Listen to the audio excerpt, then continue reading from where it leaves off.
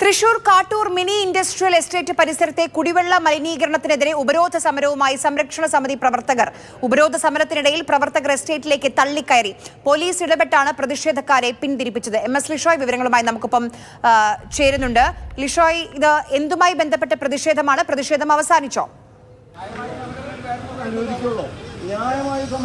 പ്രതിഷേധം അവസാനിച്ചു. കുറച്ച് നാളുകളായി കാട്ടൂർ മിനി ഇൻഡസ്ട്രിയൽ എസ്റ്റേറ്റിൽ വളരെയേറെ അതിൻ്റെ തൊട്ടടുത്തുള്ള മേഖലകളിലൊക്കെ തന്നെയുള്ള വീടുകളിൽ കുടിവെള്ളക്ഷാമവും അതുപോലെ തന്നെ അതായത് കുടിവെള്ളം മലിനമാകുന്ന ഒരു സ്ഥിതിയുണ്ട്.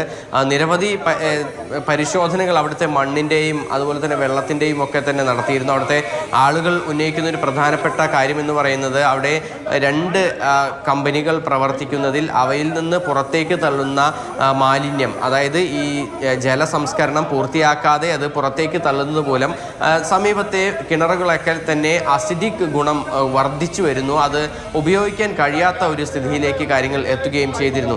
അതിനെ തുടർന്ന് വലിയ പ്രതിഷേധങ്ങളൊക്കെ തന്നെ അവിടെ ഉണ്ടായിരുന്നു. ഇന്നിപ്പോൾ അവിടെ പ്രതിഷേധമുണ്ടായി. ഈ നാട്ടുകാരെല്ലാവരും തന്നെ അവിടേക്ക് വലിയ പ്രതിഷേധമായി ഉപരോധ സമരം നടത്തുകയാണ് ഉണ്ടായത്. മിനി ഇൻഡസ്ട്രിയൽ എസ്റ്റേറ്റിനകത്തേക്ക് തള്ളിക്കയറാൻ ശ്രമിക്കുകയും ചെയ്തു കുറച്ച് ആളുകൾ. എന്നാൽ അവരെ പോലീസ് അവിടെ വെച്ച് തടയുകയും പിന്നീട് അവർ